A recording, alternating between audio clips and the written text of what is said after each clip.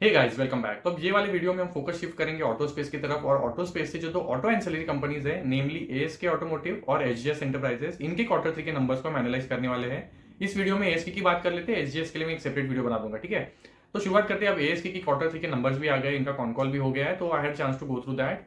तो इसके लिए क्वार्टर कैसा गया है वो देखते हैं। इनके बिजनेस में ग्रोथ आ रही है वो कहाँ से आ रही है और आगे के लिए फ्यूचर के ग्रोथ के लिए मैनेजमेंट का क्या पर्सपेक्टिव है, उन सारे पॉइंट्स पे आज हम डिस्कशन करने वाले हैं। तो चलिए शुरुआत करते हैं। पहले तो इनका बिजनेस मॉडल समझते हैं। तो एएस के एक 35+ ईयर ओल्ड कंपनी है। तो 1988 में इसकी शुरुआत हुई थी। मिस्टर कुलदीप राठी सर जो एक एक्स आर्मी मैन है, इन्होंने इस कंपनी की शुरुआत की थी। ये एक लीडिंग सप्लायर है जब बात आती है एडवांस ब्रेकिंग सिस्टम की। ब्रेक शूज, पैडल्स, जो वायर लगते हैं ब्रेकिंग सिस्टम में, ये सारी चीज़ें ये बनाती है और 50% प्लस से ज़्यादा का मार्केट शेयर ये होल्ड करती है टू व्हीलर स्पेस में। और आप कोई भी बड़ा नाम उठा के देख लीजिए, बजाज, टीवीएस, हीरो होंडा, ये सारे इनकी क्लाइंटेल है। तो सबके साथ इनके बहुत लंबे लंबे ड्यूरेशन 13, 15, 20, 25 ईयर के इनका पार्टनरशिप है इन सारे प्लेयर्स के साथ। ऑब्वियसली तभी तो 50% मार्केट शेयर है। तो अब इनके जो क्वार्टर थ्री के नंबर्स है, अब अगर ट्रेंड देखें तो थोड़ा सा एक स्लो डाउन है इनके नंबर्स में। और वो जो नंबर्स में स्लो डाउन दिख रहा है Q1 से Q2 टू Q3 में, वो बिकॉज ऑफ ये अंडरलाइन जो इंडस्ट्री में काम करते हैं ऑटो इंडस्ट्री में, वहीं पे थोड़ा सा स्लो डाउन है। तो जो Q1 में ऑटो इंडस्ट्री अराउंड 19-20% पे, मैं टू व्हीलर स्पेस की बात कर रहा हूँ जहाँ पे इनका मेजर डिपेंडेंस है, टू व्हीलर से ग्रोथ आती है, वहाँ पे 19% पे ग्रोथ था अराउंड Q1 में। वो घट के 12-13% पे आ गया था Q2 में। और Q3 में जो टू व्हीलर है वो इंडस्ट्री सिर्फ 8% से ग्रो हुई है। तो नेचुरल सब रीजनिंग है, अगर आपकी इंडस्ट्री जिसपे आप डिपेंडेंट हो, जहाँ से आपको ग्रोथ आ रही है, वहां पे अगर कुछ थोड़ा स्लो डाउन आता है तो इनके नंबर्स में वो रिफ्लेक्ट होगा, राइट। तो उतना ज्यादा अंडर परफॉर्मेंस नहीं है। जहां पे इंडस्ट्री की ग्रोथ 19 से 8% पे आई है, इनका रेवेन्यू इतना ज्यादा इंपैक्ट नहीं हुआ है, but still there is an impact. First quarter में इनका रेवेन्यू 31% से ग्रो हुआ था, क्वार्टर टू में वो 22% पे आया। अभी इनका रेवेन्यू ग्रोथ आया है 20%, तो थोड़ा सा इंपैक्ट आया है।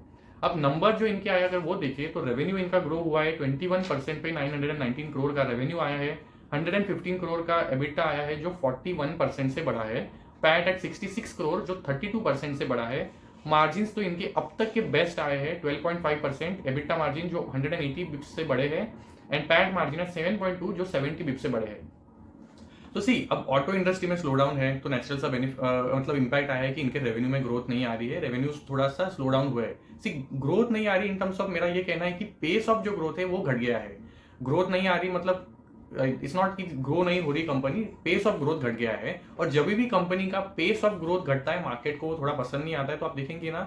और करंटली जो मार्केट का सिचुएशन है वो तो ऐसा है कि भाई, मतलब मराठी में एक कहावत है हमारी में, चुकीला माफी नहीं। मतलब अगर आप कुछ भी मिस्टेक करते हो, आपके नंबर पे थोड़ा भी 19-20 होता है तो मार्केट तो थोड़ा पनिश करता है। तो इसका स्टॉक भी आप देखेंगे पिछले कुछ समय में थोड़ा स्टैग्नेट कर रहा है, बट नंबर्स उनके इतने खराब नहीं है जैसे स्टॉक करंटली मार्केट का सिचुएशन है।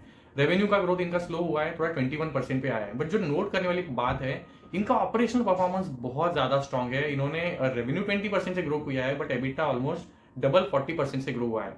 और पैट में भी वो ऑब्वियसली रिफ्लेक्ट हो रहा है, पैट के जो नंबर्स है वो भी हायर परसेंटेज से बड़े हैं कंपेयर टू रेवेन्यू, तो इसलिए इनको इसेंशियली ऑपरेटिंग लेवरेज भी मिल रहा है। तो हो क्या रहा है, इन्होंने अपनी जो राजस्थान की करौली वाली फैसिलिटी है, जो इनकी सबसे बड़ी मैन्युफैक्चरिंग फैसिलिटी है, वहां पे रैंप अप किया है। अब उसका जो यूटिलाइजेशन है, कैपेसिटी यूटिलाइजेशन, इस क्वार्टर में 45% प्लस पे पहुंचा है। तो रिसेंटली स्टार्ट हुई थी और उसको अभी इन्होंने ऑलमोस्ट आधी 50% के आसपास लेके गए कैपेसिटी यूटिलाइजेशन पे। तो जैसे ये ऑप्टिमाइजेशन बढ़ेगा, कैपेसिटी यूटिलाइजेशन बढ़ेगा, तो नेचुरली आपको एक ऑपरेशनल लेवरेज मिलता है। आप सपोज एक मशीन पे करंटली 10 ऑटो के पार्ट्स बना रहे थे, आप वही टाइम में उसी मशीन पे आप 20 बना रहे हो, तो इसेंशियली आप फिक्स कॉस्ट पे आपको थोड़ा सा सेविंग मिल जाता है, वेरिएबल कॉस्ट तो ऑब्वियसली आएगा, तो इसेंशियली ऑपरेटिंग लेवरेज मिल जाता है। तो जो इनको बेनिफिट मिल रहा है, इन्होंने कुछ कॉस्ट ऑप्टिमाइजेशन भी किए हैं। तो ये सारे इफेक्ट की वजह से आप देखेंगे इनको ऑपरेशनल लेवल पे बहुत ज्यादा इफेक्ट मिल रहा है। इनका एबिटा मार्जिन जो है, एज ए सेड, कि ऑलरेडी अपने हाईएस्ट पॉइंट पे है। तो ये अच्छी बात है कि भाई ऑपरेशनली तो कंपनी बहुत अच्छे से परफॉर्म कर ले रही है। अब अगर देखें कि इनको ग्रोथ जो आई है, अब जो इनके 3 सेगमेंट्स है, तो ये इसेंशियली इनको जो रेवेन्यू आता है वो आता है एडवांस ब्रेकिंग सिस्टम से, जो आई थिंक के रेवेन्यू में 35% के आसपास कंट्रीब्यूशन करती है, जो 14% से ग्रो हुई है। इसका भी थोड़ा सा जो ग्रोथ है relatively quarter 1 to quarter 2 to quarter 3 थोड़ा घटा है। दूसरा जो सबसे बड़ा इनका रेवेन्यू सेगमेंट है वो है light weight aluminium precision parts. तो इसका कंट्रीब्यूशन 43% का है रेवेन्यू में, और ये 25% से ग्रो हुई। तो यहाँ पे इनको सबसे अच्छी ग्रोथ अभी भी मिल रही है। और जो लास्ट है, जो मेजर है सेफ्टी केबल्स वाला, जो मैंने बोला कि ब्रेक केबल्स वगैरह ये बनाती है, उसका कंट्रीब्यूशन 4% का है, दैट ऑल्सो ग्रू बाय 10%। तो इसमें भी थोड़ा सा ग्रोथ जो पेस है वो थोड़ा घट गया है। तो एल्यूमिनियम लाइट वेट जो प्रिसीजन सॉल्यूशंस वाला पार्ट है इनके लिए सबसे अच्छा कर रहा है। 25% की ग्रोथ इनको इस क्वार्टर में आई है, जो इनके रेवेन्यू को बूस्ट कर रही है। तो अब ये ग्रोथ इनको आ कहाँ से रही है? तो इसेंशियली इन्होंने अपने प्रोडक्ट्स पोर्टफोलियो को बढ़ाया है।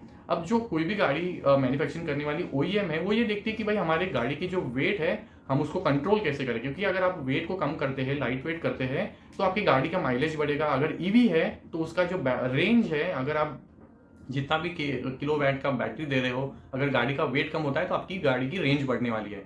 तो every OEM essentially looking to increase the lightweight aluminum precision parts in their vehicle, right. तो ये essentially इनको बेनिफिट कर रहा है, क्योंकि ये एल्यूमिनियम लाइटवेट जो प्रिसीजन पार्ट्स होते हैं ये बनाते हैं।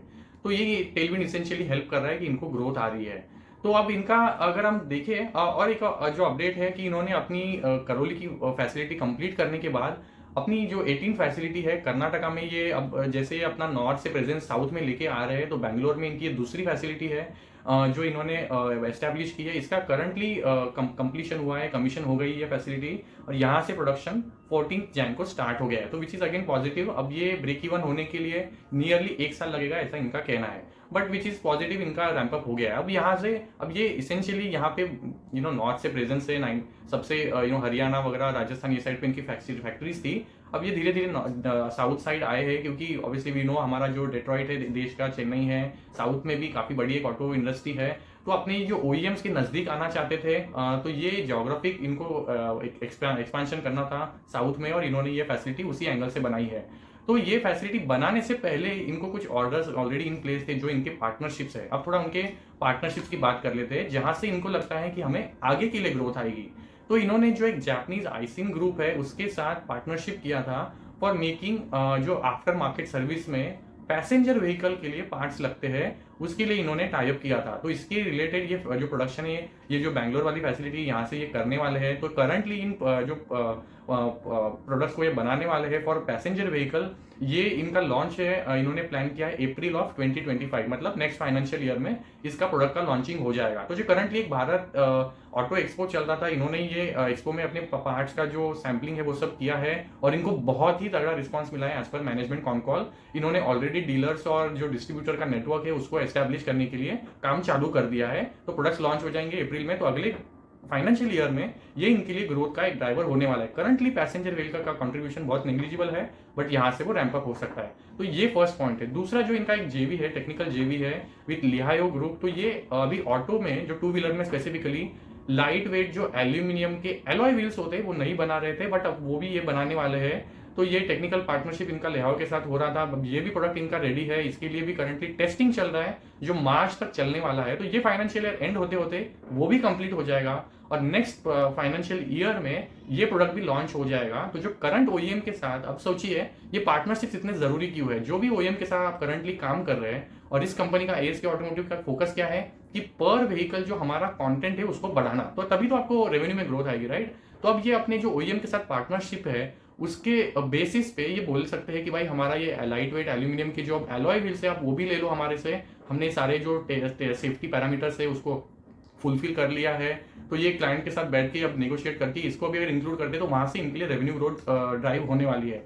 तो ये एक लीवर है इनके लिए, जैसे पर व्हीकल कंटेंट जो ये चीजें बनाते हैं, प्रोडक्ट्स जो बनाते हैं, ये अगर बढ़ाएंगे पर व्हीकल तो इनको रेवेन्यू में ग्रोथ आएगी। तो ये इस पे काम शेयर कर रहे हैं, और ये दोनों जो पार्टनरशिप के साथ ये प्रोडक्ट बनाने वाले हैं, ये अगले फाइनेंशियल ईयर में स्टार्ट हो जाएगा रेवेन्यू में कॉन्ट्रीब्यूशन करना। तो ये खास बात है जो मुझे अच्छी लगी। अब ये ईवी पे थोड़ा सा बात हुआ कि करंटली इनके जो रेवेन्यू कंट्रीब्यूशन है उसमें ईवी का जो सेगमेंट का कंट्रीब्यूशन है नियरली 5% है। बट आगे चल के जैसे ईवी पे फोकस बढ़ेगा, और क्योंकि ईवी प्लेयर्स का हमेशा से फोकस रहेगा कि भाई उनको लाइट वेट बनाओ, तो एल्यूमिनियम प्रिसीजन पार्ट्स की रिक्वायरमेंट बढ़ेगी। जैसे aluminium light weight precision parts की रिक्वायरमेंट बढ़ेगी, ASK is going to benefit again, because इनका जो लॉन्ग टर्म पार्टनरशिप है that is going to add their growth even. And इनका सिर्फ पार्टनरशिप ट्रेडिशनल प्लेयर्स के साथ नहीं है, जो ईवी के इमर्जिंग प्लेयर्स है, एम्पियर हो गया या फिर एथर हो गया, ये भी सारे इनके क्लाइंट है ऑलरेडी। ठीक है, तो अब ये खास बात है जो इनको आगे चल के भी, तो सी इनका जो पूरा प्रोडक्ट पोर्टफोलियो है वो आइस डिपेंडेंट नहीं है। तो ये जो ऑटो इंडस्ट्री में शिफ्ट हो रहा है फ्रॉम आइस टू ईवी, तो ये कंप्लीटली न्यूट्रल है। इसमें ये मतलब ऑटो एंसिलरी जो कंपनी ना ASK, इस पे कुछ भी इंपैक्ट नहीं होने वाला। सपोज अगर आप कोई आइस के इंजन का कोई पार्ट बनाते हैं, वैसे कोई ऑटो एंसिलरी कंपनी होते हैं तो आपको बहुत सोचना पड़ता कि अरे डाइवर्सिफाई कैसे करें, बट ASK उस एंगल से काफी हद तक आइसोलेटेड है उन सारे प्रॉब्लम से। अब इनके अगर फाइनेंशियल परफॉर्मेंस को थोड़ा अगर हाईलाइट करके देखें ना, तो 9 मंथ्स का जो इनका अब ये क्वार्टर में, ये फाइनेंशियल ईयर में जो 9 मंथ का परफॉर्मेंस है ना, वो काफी स्ट्रांग रहा है। मतलब ऑब्वियसली थोड़ा सा पेस जो है रेवेन्यू का वो कम हुआ है, बट इन्होंने जो 9 मंथ में अपना एबिटा है वो पिछले फाइनेंशियल ईयर का जो पूरा एबिटा था उसको 9 मंथ्स में ही कवर कर लिया है। पैट को भी उसी हिसाब से 9 मंथ में ही पूरे फाइनेंशियल ईयर के प्रीवियस पैट नंबर को कवर कर लिया। तो operationally company is very doing very well. जैसे ही अभी ऑटो इंडस्ट्री में रिवाइवल होगा, अभी see this budget just came out as a big surprise.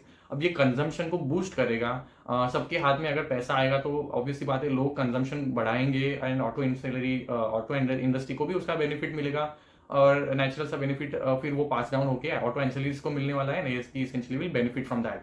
तो अब ये बड़ा सा टेलविंड हो सकता है आगे चल के। जो ऑटो इंडस्ट्री में स्लो डाउन चल रहा था, अगर वो रिवर्स होता है तो ASK का जो ट्रेडिशनल बिजनेस है, जो हम लोग ने फ्यूचर में आने वाले हैं उनकी भी बात की, जो फाइनेंशियल ईयर में आगे आने वाले हैं, बट जो ट्रेडिशनल बिजनेसेस हैं वहां पे भी ग्रोथ रिवाइवल हो सकता है। तो और इनकी कैपेसिटीज ऑलरेडी इन प्लेस है, तो see that way they are again sorted कि भाई कैपेसिटीज अगर आगे ग्रोथ बढ़ती है तो they are already in have the required capacities.